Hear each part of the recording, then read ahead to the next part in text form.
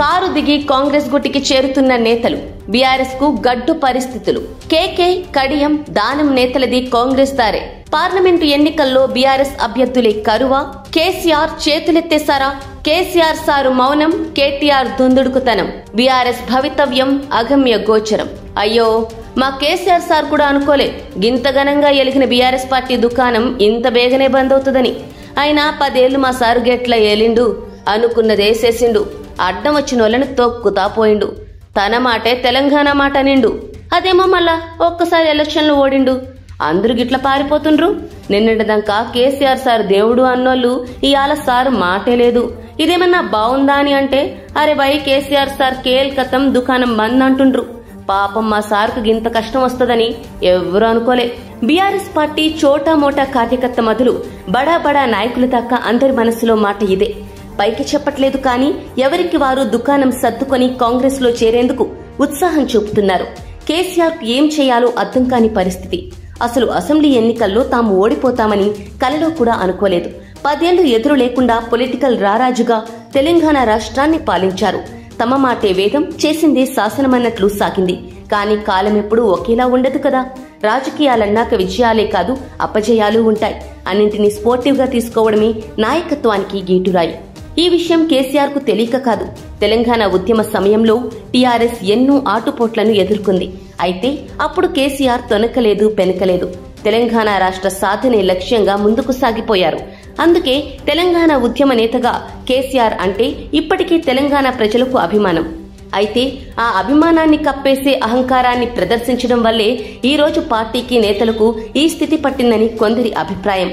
పార్టీకి వీర విధేయులుగా ఉన్న నేతలు ఒక్కొక్కరు జారిపోతుండటమే కాకుండా అందరూ అధికార కాంగ్రెస్ పార్టీ వైపే మొగ్గు చూపుతుండటంతో కేసీఆర్ కు ఎటూ పాలుపోని స్థితి అయితే ఎదురైందనే చెప్పాలి.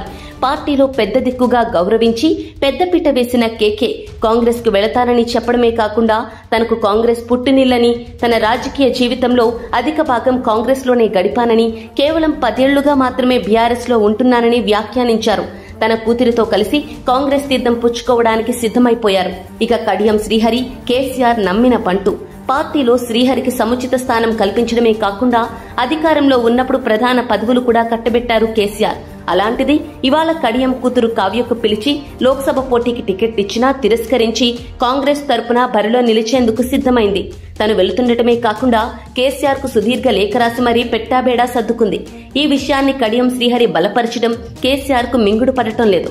మొన్నటికి మొన్న దానం నాగేందర్ పార్టీ నుంచి వెళ్లే ప్రసక్తే లేదు అని మీడియా ముందు మాట్లాడి గుట్టు చప్పుడు కాకుండా గాంధీభవన్ వెళ్లి సీఎం రేవంత్ రెడ్డితో కండువా కప్పించుకున్నారు. ఈ పరిణామాలన్నీ ఓ పట్టాన జీర్ణం కావు. అయితే చాలా మంది కర్మ వెంటాడటం అంటే ఇదే అని విశ్లేషిస్తున్నారు. గత 10 ఏళ్ల పాలనలో 2 సార్లు కాంగ్రెస్ తరపున గెలిచిన ఎమ్మెల్యేలను పార్టీలోకి లాగేసిన దుందుడుకు చర్యలను కాంగ్రెస్ ఇంకా మరచిపోలేదు కదా అంటున్నారు.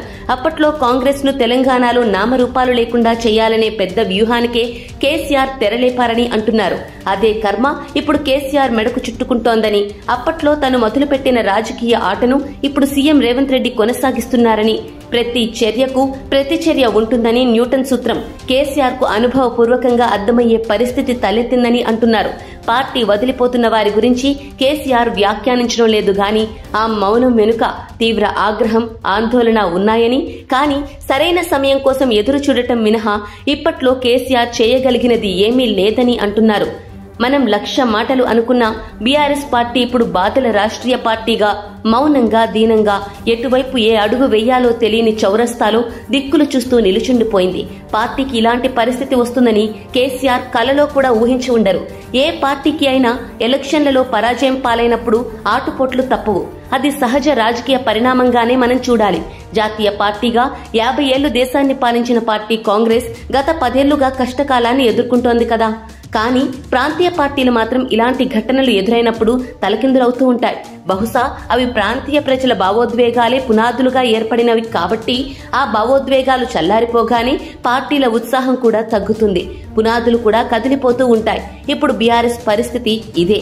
అసలు పార్టీ పేరును టీఆర్ఎస్ నుంచి బీఆర్ఎస్ గా మార్చినప్పటి నుంచి కేసీఆర్ కు కష్టాలు షురూ అయ్యాయని అంటున్నారు. తెలంగాణ మట్టితో బంధం, తెలంగాణ ప్రజల ఉద్యమ స్ఫూర్తే ప్రాణవాయువుగా పుట్టిన టీఆర్ఎస్ మొదటి 5 ఏళ్లు ఎదురు లేకుండా పాలించింది.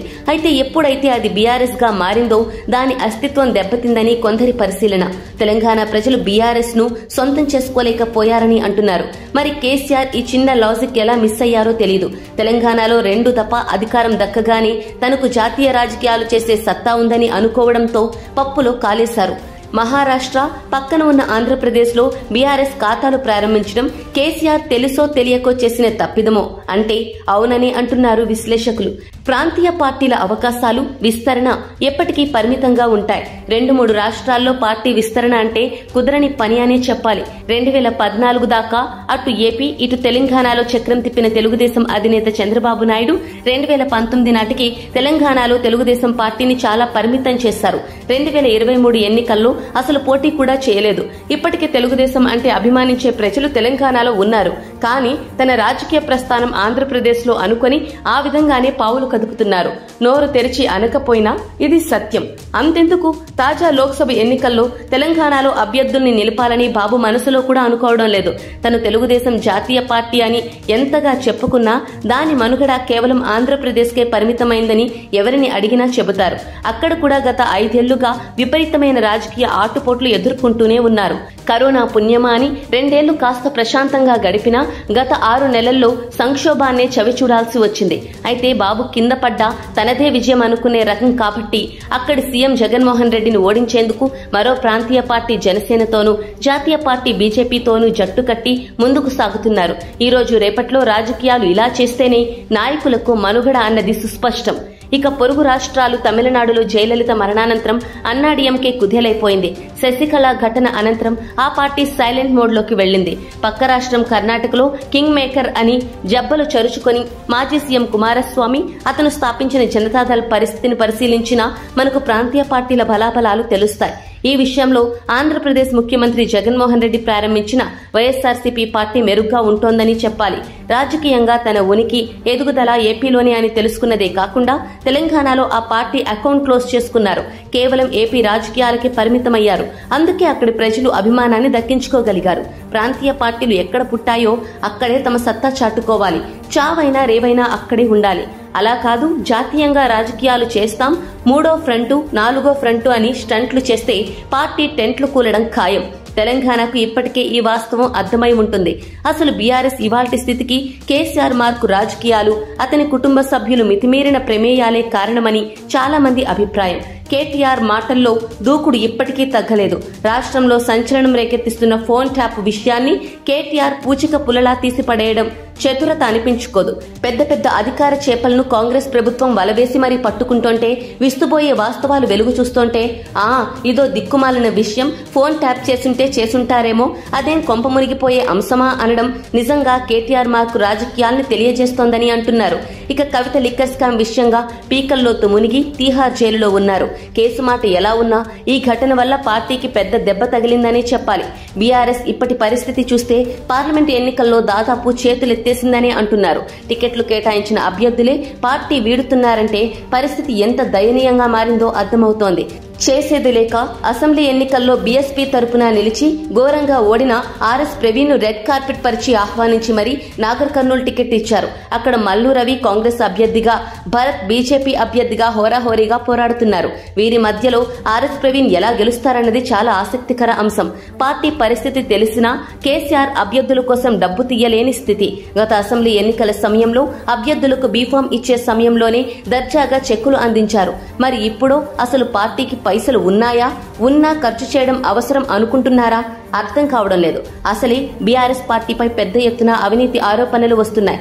పార్టీ మారుతున్న వారు కూడా తాము అక్రమంగా అంతో ఇంతో కూడబెట్టిన సొమ్మును భూమిని కాపాడుకోవడానికే అన్న విమర్శలు వినిపిస్తున్నాయి. ఎందుకంటే పార్టీ మారి కాంగ్రెస్ లో ఖర్చీఫ్ వేసినా అక్కడ ఈసారి ఎన్నికల్లో టికెట్ అందరికీ లభిస్తుందా అంటే లేదనే చెప్పాలి. భువనగిరి ఎంపీ టికెట్ ఆశించి బీఆర్ఎస్ నుంచి కాంగ్రెస్ లోకి వెళ్లిన కంచర్ల చంద్రశేఖర్ రెడ్డికి టికెట్ దక్కలేదు. అదే పార్టీ నుంచి వెళ్లిన కిరణ్ కుమార్ రెడ్డికి లభించింది. కడియం కావ్య టికెట్ విషయంగా ఇంకా సస్పెన్స్ వీడలేదు. పరిస్థితి ఇలా ఉన్నా బీఆర్ఎస్ నేతలు కారుకు రామ్ రామ్ చెప్పి కాంగ్రెస్ లోకి వెళుతున్నారు. ఉచితంగా వెళ్లవచ్చని రాష్ట్రంలో చాలా మంది మహిళలు ఆర్టీసీ బస్సులో ఎక్కినట్లుంది వీరి వ్యవహారం. వీరందరూ కాంగ్రెస్ పై అభిమానం కాదు, తమ రాజకీయ అవసరాల కోసమే అని చాలా మందికి తెలుసు. చెరువులో నీళ్లుంటేనే చేపలు ఉంటాయి, నీళ్లు ఖాళీ అయితే మరో చెరువును వెతుక్కుంటాయి. ఈ నేతల స్థితి ఇంతే. ఇప్పటికైనా కేసీఆర్ కు అంతర్గతంగా ఆయన తత్వం బోధపడి ఉంటుందని అంటున్నారు చాలా మంది. తాను చేసిన కర్మ తిరిగి తనకే తగిలిందని అంటున్నారు. అయితే ఎప్పుడూ ఇలాగే ఉండదు కదా. చీకటి తర్వాత వెలుగు వచ్చినట్లే మళ్లీ బీఆర్ఎస్ కు కేసీఆర్ కు మంచి రోజులు వస్తాయి. అప్పటిదాకా ఓపిగ్గా పరిణామాలను ఎదుర్కోవాలి. అంతదాకా తగ్గాలి కూడా.